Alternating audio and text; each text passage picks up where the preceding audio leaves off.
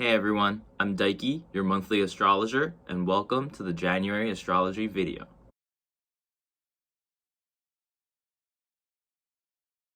First off, the sun goes through Capricorn first half of the month, and then the second half, the sun enters Aquarius. This signifies how our awareness and our consciousness are focused on the Capricorn energy and then switches over to Aquarius energy. So the sun starts off in Capricorn, bringing attention to our control issues and our decision-making issues when it comes to world power, government in the bigger picture, but how we control and govern things in our own lives as well.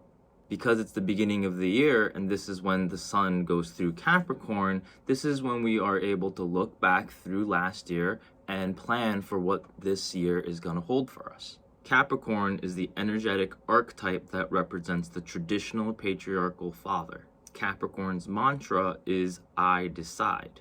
This energetic decision making, this energetic strategic goal, future planning is what Capricorn represents. The traditional symbol for Capricorn is the sea goat. The sea goat is a mythical creature that dwells in the bottom of the ocean and climbs to the top of the mountain. This represents Capricorn's determination, dedication, and commitment. To go further, Capricorn is the energy to be able to cut away from emotional distractions so you can reach the goal that you have promised. Now, in the bigger picture of things, this is a part of our consciousness that we have been working on for a relatively long time with Saturn and Jupiter and also Pluto in Capricorn that I've mentioned in the introductory video. So with the sun going through these parts, this is our final time making our final decisions through what we have learned at least in the 3 years before. Anything that you have learned in the last 2 to 3 years considering decisions and control issues about yourself and other people pertains to the energies now. On the other hand, Mercury is way ahead of the sun, finishing up Capricorn and entering Aquarius. This means that our mind is much more ahead and more future thinking than our consciousness or our identities are capable of. Mercury conjuncts Pluto, conjuncts Jupiter, conjuncts Saturn, making squares to Mars and Uranus way before the sun is going to make these aspects, meaning that Mercury is going to experience before our consciousness is going to be there. It will have to play catch up. Once Mercury moves from Capricorn to Aquarius, our mind will be thinking more future, more change, and more liberating thoughts. When Mercury was in Capricorn, we were more focused on, again, control issues and more rigid thinking. Now that Mercury is in Aquarius, our minds are, our conversations, our information is more open and is willing for change. Mercury is going to fly through all these aspects and through Aquarius, and by the end of the month, it is going to go retrograde. Our mind is going to start looking back at what we have been thinking about. So don't be in a rush, again, on a mental level to get everything done. Talking about rushing, Mars also finishes Aries and enters Taurus. This is a big deal because Mars has been in Aries for 6 months with its retrograde. Mars is only in a sign for 2 months at a time. So Mars being in Aries was a major upgrade for the Martian Aries consciousness. This has to do with their ego. This has to do with their action taking. This has to do with their assertiveness, aggressiveness, anything that has to do with heat. While Mars was finishing through Aries, it was making difficult aspects to the planets in Capricorn, having the last test between our strength and courage of our new identity and liberating and resolving our control issues. Now that Mars has entered Taurus, our ego, our assertiveness, our aggression, our production is going to be more focused on values, money making, industrialization, and also natural beauty. Since Uranus has already entered Taurus last year for good and is in Taurus for the next 5 to 7 years, Mars is going to conjunct Uranus. This is going to be the new push, a new rush for the new values, for the innovative values, for the future values that we are placing on an individual level and on a social level. If you're someone who has been paying attention to Uranus's movement in Taurus, Mars conjuncting Uranus is going to be a major explosion of energy. Mars and Uranus together shows high volatility. So I advise people to be careful when Mars is close to Uranus. Venus also enters Capricorn the same day Mercury enters Aquarius. Venus moving into Capricorn brings reward for conservatism, for hard work, for determined and dedicated work. When Venus was in Sagittarius prior, reward, value, and beauty was focused on philosophy, teaching, and learning. Venus is way behind the Sun and other planets. So as I mentioned before with Mercury, Venus is going to be making aspects to Pluto and to the other planets way later than Mercury and the Sun. Our rewards are going to be coming later in this case. In the second half of the month, as the Sun moves into Aquarius, we are going to be more focused on groups, friends, and social belonging. The Aquarius energy is about collective. It's about liberation and protest, and also social liberation. Once we have reached the top of the mountain, as well as the end of Capricorn, we move on to Aquarius, which is an air sign. The Aquarius is about clouds and flight, detachment from the ground. You can imagine Capricorn as the structural blueprint to an airplane, while Aquarius is the flight of the airplane itself. In such senses, Aquarius energy is how you can glide and ride the airwaves, moving through a well laid out supporting network. Many people are confused with the Aquarius energy because it is called the water bearer, and people think it's the water sign, although it is an air sign. The water bearer represents the vase, or the container of the water. In the elemental air sense, it is about clouds. It is about the movement and the cycle of water through the ocean and onto the clouds, into the sky, and onto the mountains. Aquarius represents a bigger network of things working together. In such senses, Aquarius represents technological innovation. Aquarius energy is known for change and even sudden change, like a gust of wind or a hurricane running through the field. It is an immense force and power, like a mob mentality or a group consciousness. Like the sword cards in tarot, it represents a double edge.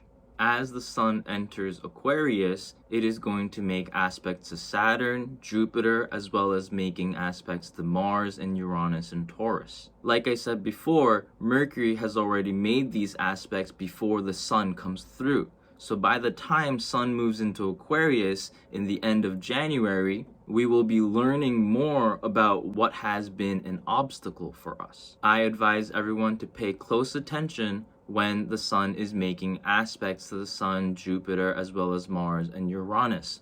This is going to highlight what is going to happen throughout the year, since Saturn and Uranus, as well as Jupiter, will keep making these squares. Throughout the year, this is one of the moments when the Sun, our consciousness, is going to be aware of this big hurdle.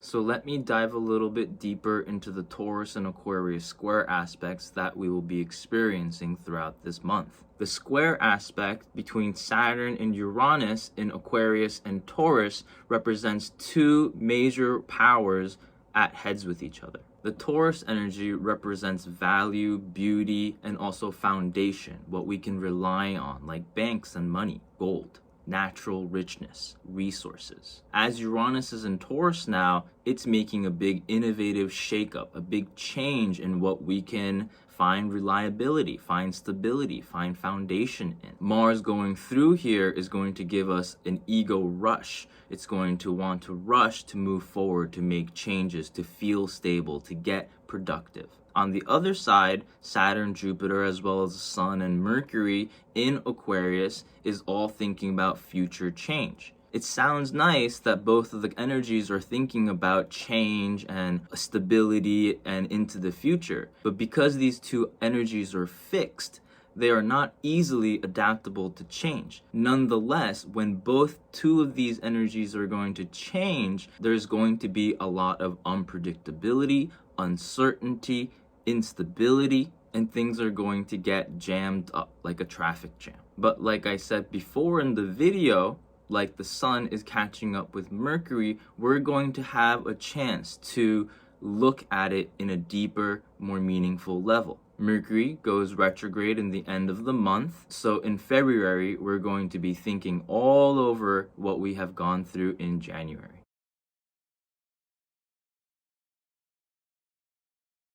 So the two lunar dates we're going to go over is the new moon in Capricorn on January 13th, and then the full moon in Leo on January 28th. So ironically, this new moon happens a minute after January 13th starts. New moons often represent a start to the lunar phases, the lunar cycle.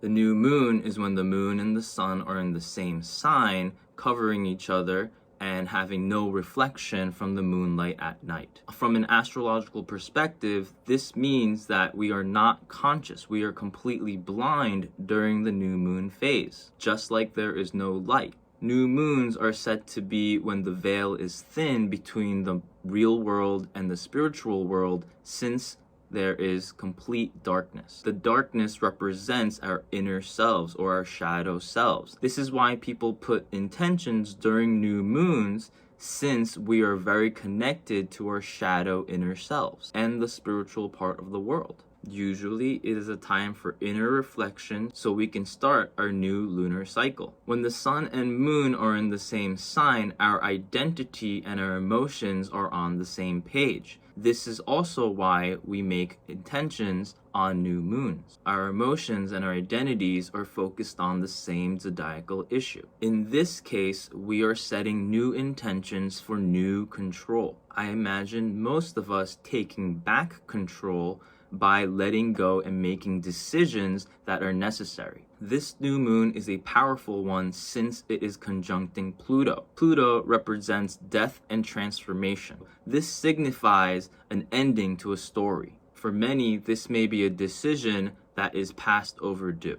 This new moon is very much of the last commitment to this final decision. Moving on to the full moon in Leo that happens January 28th in the afternoon, this one is also a very powerful lunar event. Now at this time, the sun has already moved into Aquarius, which is why the full moon happens in Leo, Aquarius's opposite sign. Full moons happen when the moon and the sun are in opposing signs. As you can see at night, the moon is full, reflecting its full surface from the sunlight. From an astrological perspective, this is when our nightly consciousness is at its full climax. Represented by the opposition, our emotions are going to be focused on one zodiac sign, while the sun is going to be focused on the other sign. This creates a tug of war that requires either compromise or a face-off. For this full moon, the moon is in Leo, which our emotions are going to be more focused on love, romance, and on a heart-based level. Our feelings are focused more on a childlike level because it is connected to our heart. Many times people are either really happy or really sad since the emotions are speaking through the heart. This emotional response in Leo is going to initiate a sort of change in the sun in Aquarius consciousness. Aquarius energy is also the so-called law of attraction energy, represented by the two wavy lines.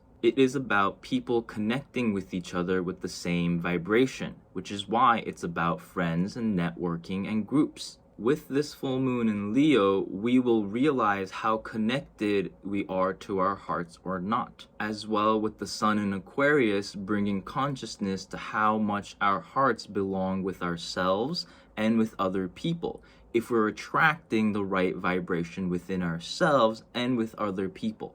This is a full moon to release all your heart's truth and reconnect with your heart. This full moon is also conjunct Jupiter in Aquarius, bringing in more expansive, a magnifying energy to this full moon. I believe this full moon is going to be a very potent awakening period for many of us. Since Aquarius represents sudden change and the moon represents Leo, people's hearts are going to be turned on and awakened. They will realize how happy or how sad they are.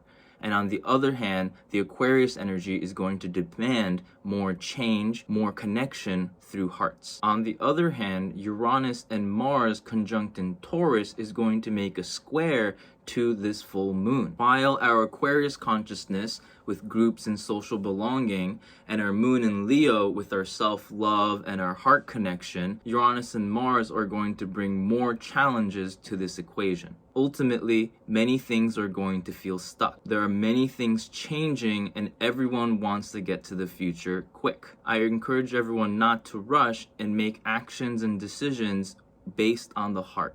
Since Aquarius energy is about law of attraction, what you ultimately attract is your heart's truth. This is why knowing your emotions and knowing your heart's truth is the first step to law of attraction. During this full moon, Venus also catches up to conjunct Pluto in Capricorn. With Venus conjunct Pluto, I believe this is our final decision to what we will open up to or not moving forward into the Aquarius energy. Although we are thinking ahead and moving ahead into our futures with our decision, with the Sun making challenging aspects in the end of the month and Mercury retrograding, we will be going over revisiting these issues once we start moving forward.